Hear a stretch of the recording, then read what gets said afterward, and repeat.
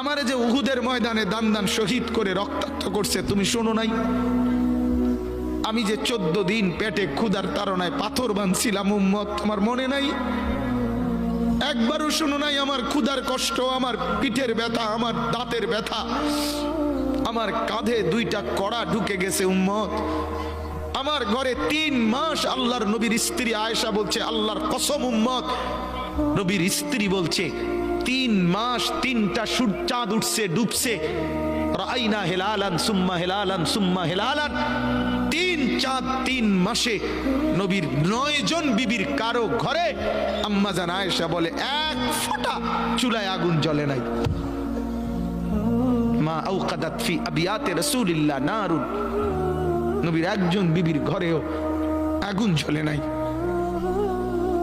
আল্লাহ নবীর স্ত্রী আয়েশা একদিন বলছিলেন নবীকে পিঠে হাত বুলাইয়া, ইয়া রাসূলুল্লাহ, স্বামী আপনার পিঠ ছিদ্র ছিদ্র কেন? পুরা পিঠ চালনির মতো ছিদ্র ছিদ্র কেন? আপনার কি ছোটবেলায় বসন্ত রোগ হয়েছিল, গোটা হয়েছিল? আল্লাহর নবী চোখের পানি ফেলে বলছে, আয়েশা তুমি জানো না আমার এই পবিত্র দেহে তো কোনোদিন মশাও বসে না, মাছিও বসে না, পোকা বসবে কেমনে?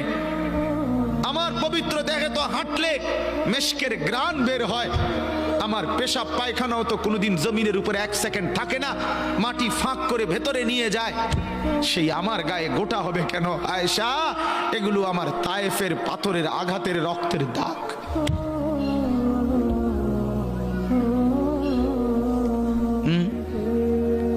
বলো না বাপ, কিছুই মনে হইল না?